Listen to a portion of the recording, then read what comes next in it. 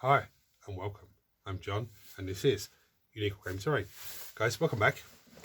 For everyone that's new, this is the weekly Wednesday Wargaming questions and answers. It's an off-the-cuff video, guys. So for everyone that's new, what that means is I record and upload. There is no fancy editing skills. You won't see my intro at the beginning. There is a transition button, so if I do get disturbed, I can just stop filming and just wait for that to disappear and carry on. This weekly Wednesday, essentially you ask me questions, I answer them. They are 99% model focused and they are 99% GW stuff, which is 99% 40k stuff. There is some terrain questions from time to time, general information about myself and what's going on in the workshop. And we have a weekly vote where I show you a host of models and you vote on what you want me to paint for next Monday's painting video. Okay. So I'll go on some of the questions in no particular order. How do you think you're going to get on with the new Oath of the Moment rules? Any tips or tricks that you're thinking about using? For those who did not realise what we're talking about here, the Space Marines have a rule called Oath of Moments, and at the moment what it does, you'll nominate one target for Oath of Moments per enemy target per turn, and you'll get full rerolls to hit and to wound against them. Well, from Saturday I think it is, the new codex comes out, and that's been changed, so you're only getting full rerolls to hit. I spoke about this a few weeks ago. I think it's not my favourite change on it. It's not that bad really. At first, when I first saw it, I was like, what? No. But when you think about it, it's not actually that bad. I'll tell you why. Two few tricks and tips I'm thinking of. Fire strike team, for example, twin linked weapons. So if they're shooting over moment target, they get to reroll to hit. We need force hit anyway. Because they're twin linked, they get to reroll to wound anyway. So it's the same as them. Actually, we was playing a game with them before. I was thinking, over moment target, I get to reroll to wound them, but it's twin linked anyway, so I'd be missing. I'm missing out. Same with the Land Raider. It's got twin linked light guns, I believe it is, both sides. So yeah, anything that's twin linked would be pretty good against the moment target, just because you've got 4 rerolls. Now, I mean, just twin linked to be good against anything really, but that's one tip I'd give you. If you can field stuff that has twin linked ability, twin linked weaponry and stuff like that, that's great. Even if it's aggressors, and you manage to get to combat with it, because they're 2 power fists that's twin linked, I believe they are. So there's there's various options. I think lightning claws as well are twin linked, are they? If I'm wrong, someone check below, let me know. I don't really wield lightning claws, so just off the top of my head. Not happy about it, but start looking at weapons that you have twin linked with. That's the answer to that question. In terms of paint pots, when is enough? Do you have all the colours? I don't have all the colours. One of the problem I have, when I used to go into the model shop, I'd go in there and I'd be wanting to get, let's just say, white scars. Yeah, I'd go in, I pick up white scars, I pick up this one, I pick up that one. I come home and 3 or 4 of the pots that I picked up, not including white scars, I already have. It's like, oh damn. But you always want, when you're painting models, it's always good to have a selection of colours. I don't just mean the reds, the greens, the blues, and I just mean like you've got blue in loads of different shades, and you know this colour blue here, when it goes on a white background, it comes out like this. You know, you once you start experimenting with different colours, you start to get to see and know how they react. Now we're all guilty of having a certain type of palette that will go to certain colours to do most certain things. Now hopefully I'm trying to push myself away from that. I'm trying to experiment with different colours on any painting video I do. Sometimes I do, sometimes I just sort of find myself leaning back towards the palette that I'm comfortable with because I know how the colours react. But yeah, it's always better to have a good selection of colours. But also with that said, if you're new to the hobby, then just get colours you need. You'll acquire them over time. you know, you're a veteran of the hobby, you know, a good idea. And if anyone agrees or disagrees, chuck on let me know. But try and have 2 pots of each colour at least. If it's a colour you don't use at all, once in a blue moon will you use it, just have 1 pot, because you never use it. If it's a colour you use from time to time, have 2 pots of it.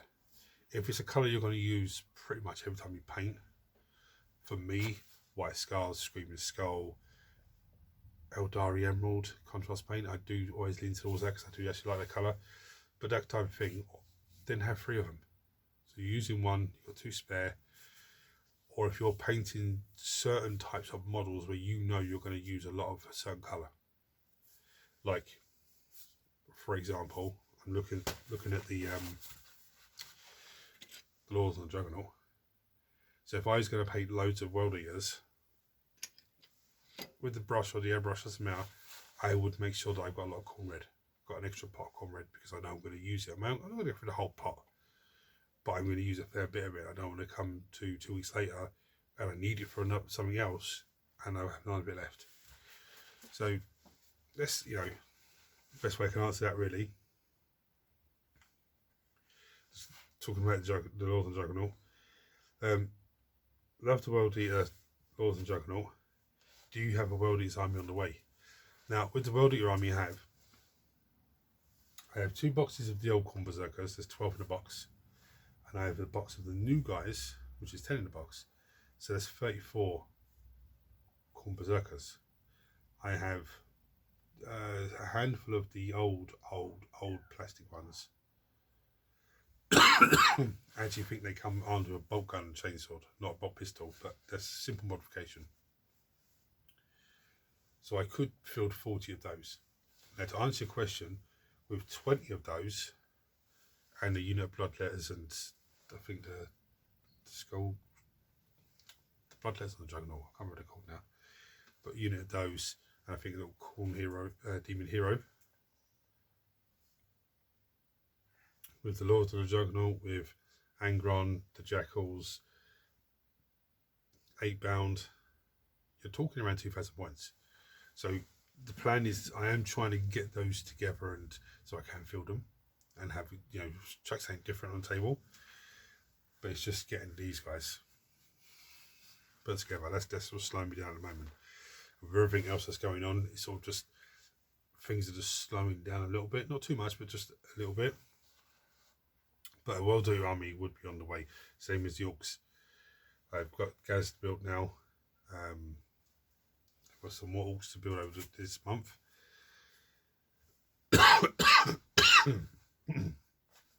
Nowhere near 2,000 points, but it's a good step in the right direction.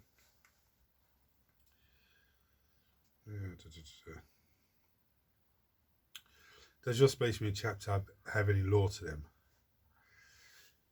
Yes. No, I sort of wrote this lore, come up with this lore when I first started, way back in 2nd edition. So it could be the end of 2nd edition. Some of the stuff I'm going to come out with, and you're going to go, wow, that's that's bonkers. But this is way back then. So basically, my Space Marine chapter, they set up in Caliban before the heresy, and they went and to start their own planet and start, you know, their own bits and pieces. They come across a system where there was a big metal object floating in space, loads of planets, and a few of the planets are just pure metal. What the hell is this? And it actually had Necron worlds, and so they had a massive war with Necrons there. They eventually won, but the chapter was decimated. So they actually realised the big metal object floating in space is actually a space webway gate, like one of the very first designs, and they were going to use it to try and go back to Caliban and get some more reinforcements, get some troops, and just rebuild their chapter. So they went through the jump gate, one ship, and it didn't take them to Caliban. It just dropped them out in the middle of nowhere because there was no start point, finish point. It was just a start point, and off you go. Just drop out wherever. So they basically come across the world that was being attacked by orcs. There's Imperial citizens there, and there was a commissar on the planet. There was a ship in orbit, and the Imperial ship in orbit told the commissar to get off the planet. Pull back because we're going to bombard the orcs from space. And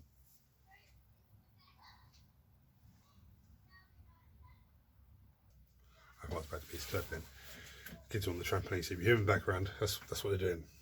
Being quiet as always. Anyway, so the Imperial ship in space started bombarding the planet because the commissar on the ground said, no, I'm not going to pull back because all these citizens have been fighting with my men and dying with my men. I'm not going to abandon them. But as the Imperial ship was shooting on the planet, an orc ship came out of hyperspace, appeared, at the warp, and just crashed straight into the Imperial ship. It didn't destroy it, but it just really crippled it, killed a lot of the crew, killed the captain and everyone else, and then just the orc ship crashed land on the planet. So my space chapter ship came down and helped them, and took them on their ship. Started doing some repairs onto the Imperial ship. It wasn't battle ready, but it was able to move and able to support people. So they started going back towards the homeworld, not Caliban, towards their own homeworld. They come across another planet that was sisters were fighting someone. At the time, I was thinking, chaos, something like that, but later on it became Tau, just in my head. But they were fighting someone, and the enemy was bringing more reinforcements in, and there were going to be too many for them to deal with. So they took the sisters and they carried on back to the homeworld. So when they got to the homeworld, they set up the commissar and the Imperial citizens, the commissar and the Imperial Guard regiments on one world, and that world has all sorts of biomes there and everything else. So they can do all training. Okay. The Imperial citizens, they put up another world so they can harvest from them and make more Marines. Okay. And the sisters, they put on a different world so they can do training and they can just harvest from the populace and keep building each other up. And when they got back, there was loads of space stations built, there was ships built, because there were Marines that were left there, tech Marines that were left there and stuff like that, had nothing really to do. So they just started building ships and machinery and, and the whole idea of what they want to do with the jump gate is use the jump gate to say, as far as they can away from to a random point of space, like where they came out, drop a little beacon. It's like a little grain of sand, but this where they can pick it up. So they can tap into it and say, okay, we're going to go to this point in space, and it will drop into that point of space because they've got a beacon there. And the whole idea is they can then do whatever they need to do there and start travelling back to the homeworld. And every so often they'll stop, drop a little beacon and carry on. So that, one, there's beacons everywhere, so they can drop out anywhere and really help battle the enemies of the Imperium. But also, it means that they're patrolling space the whole time. They're patrolling, the galaxy and get rid of Xenos and heretics and everything else. And another thing that was part of the law was when they go to a battlefield, and let's say there's Space Marines there, say Blood Angels, Space Marines are there, but they're just all dead. They're all dead. They'll kill whatever they're fighting, and then they will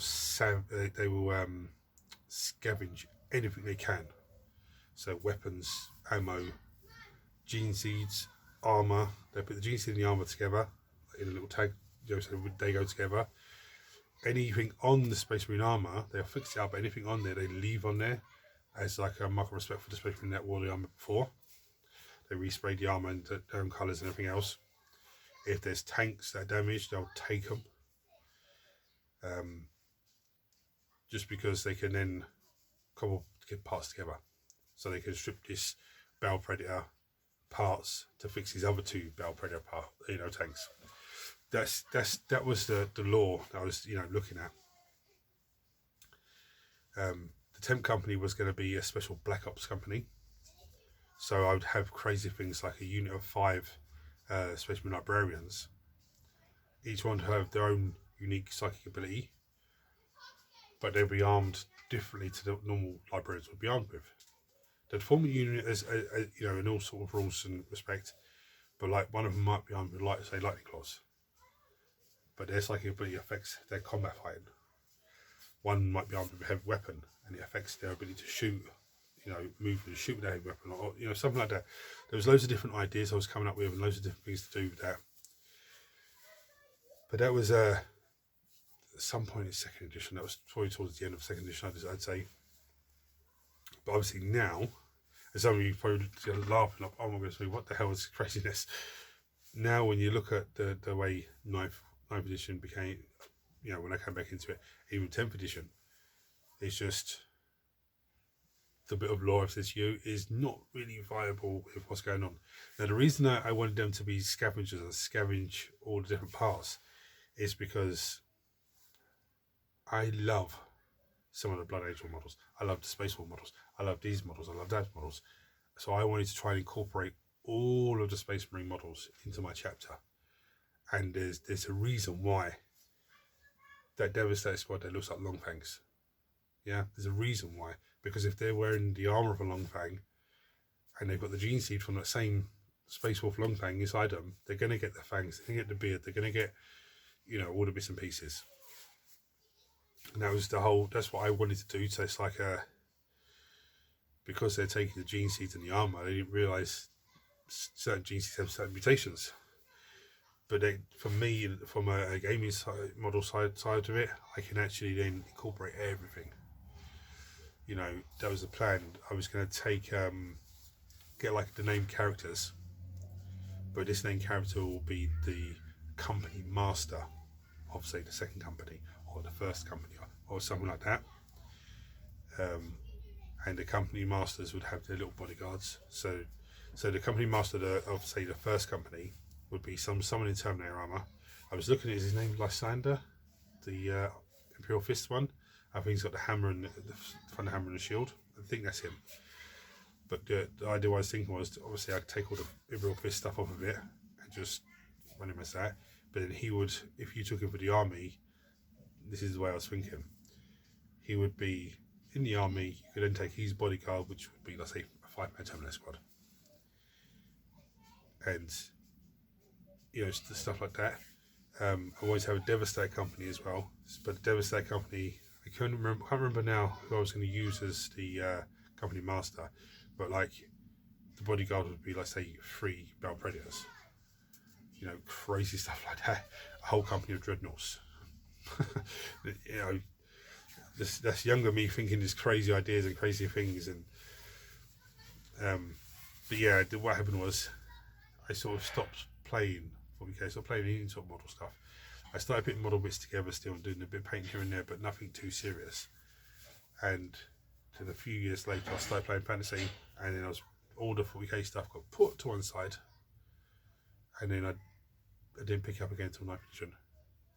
You know, started doing the channel, and then started, you know, just doing some 4K stuff, and then actually got right back into it, just in a little way. Just a little way, got back into it.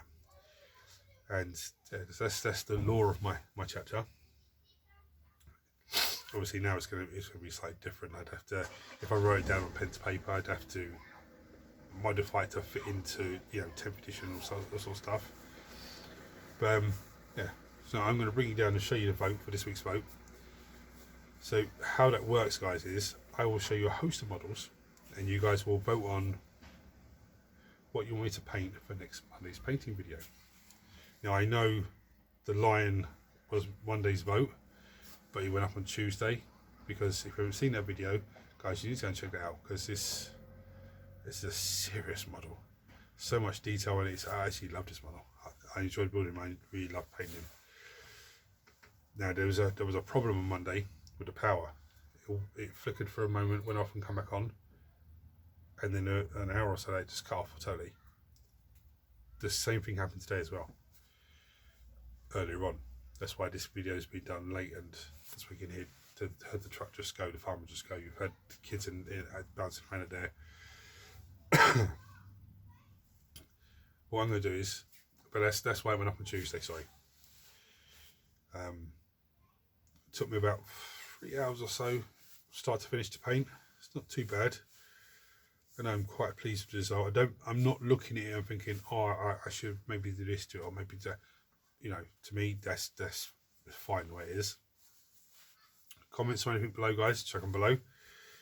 So the way the voting works, I've waffled off, sorry. The way the voting works is I'll show you a host of models, and you vote on what you want me to paint for next Monday's painting video.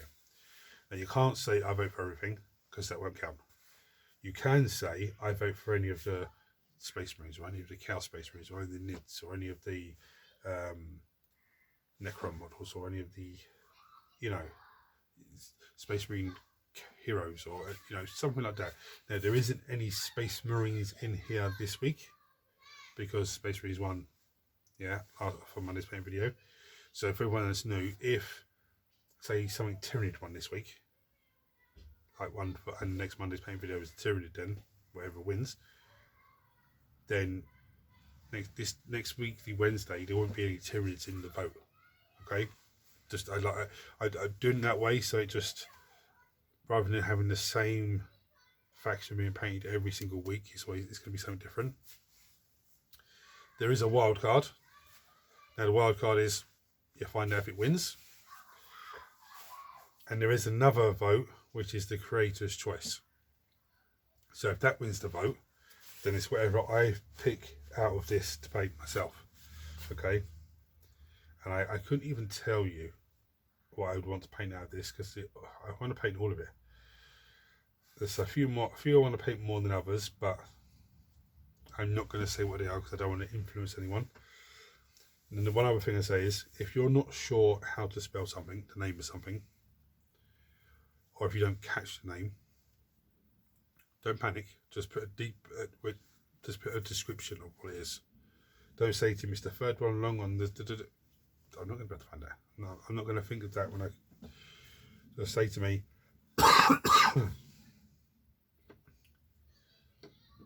For example, this guy, the Dark Apostle. I said the guy with the flames coming off the book and off the top back of him, you know, or the guy with the rod in his hand, or you know, something like that, so I can, or the one that looks like a preacher, or so I can easily find it. So I'm going to bring down and show you the models, and go from there. Right, so with the Dark Apostle, yeah, we have Iron Man. We have Flamers, we have Barbagonts, we have the Neuro Tyrant, we have Gen Stealers, we have the Triarch, Necron Triarch, the Triarch Stalker, sorry. We have Gaz, big old Gaz. We have the Hive Tyrant, we have Unit Demonettes, they've been there for far too long now. We have Von Ryan's Leapers, we have the Engineer again, who's been around for far too long. We have the Skaven Plague Priest special character. We have the Night Goblin Shaman, being October. There's 2 orcs in here. We have the Scorpion Destroyer Lord, because he does get voted on, but he just doesn't win. We have the Genesis of the Cults Patriarch, I think it's called. We have the Lictor, new 10th edition Lictor. We have the Raptors. Those are not Raptors, sorry, Warp Talons they are. With the Warp Talons, we have 8-bound. We have this, that's the Shield Captain, is it? Yeah, that's Shield Captain. The other one's the Blade Captain. Yeah, Shield Captain, we're going to stow these. And we have the Doomstalker for Necrons. There's actually 2 of those guys. Right, so as I said, check on below what you vote for. If you have any questions for me, you can check on below. You know, I'll give you a quick answer, and I'll answer them next week, Wednesday. Also, you can go to Unique Wargaming Terrain Facebook page. There is a messenger button there. You can message me directly. There was another question. The person asked me about the law. Also asked me, do I have any other brushes? Because when I was painting Lionel Johnson, the brush I was using to do him is this mangled up piece thing here. I do have other brushes. I have 2 layer paint brushes here. as you see, they're brand new, not even touched. I do have other brushes floating around as well. I try to use one brush continuously. I get so comfortable using it. You know, these amazing brushes. These amazing brushes. They're absolutely fantastic, but I try to use that sparingly. But yeah, I do have other brushes. I just get so comfortable using one brush. But anyway, back to what I was saying. Yeah, Unique Wargaming Training Facebook page. If you want to leave a message button, you can message me directly. I don't post in there like I should. I don't poke my head in there as much as I should, but I do poke my head in from time to time. Check up below. If you have anything to add to what I've spoke about today, again, chuck it below. If you're not subscribed to the channel, why not? If you find this for the first time, subscribe to the channel because it costs you absolutely nothing. Turn your notifications on so you don't miss anything. Everyone smash the thumbs up button for me so that triggers YouTube to share this video with more and more people, which grows this community. There's one other thing I want to say about the Illuminazazar. I'm probably not even saying his name properly. I did a Let's Build video on him, a painting video on him ages ago. The last 4 issues of the Imperial magazine arrived today, and he's in one of them. So he's going to be a giveaway soon. That's going to be given away. So watch this space, guys. Hit the buttons for me. Any questions, chuck them below. Chuck them on message or messenger. Don't forget to vote, guys. Smash the thumbs up. Until next time, take it easy.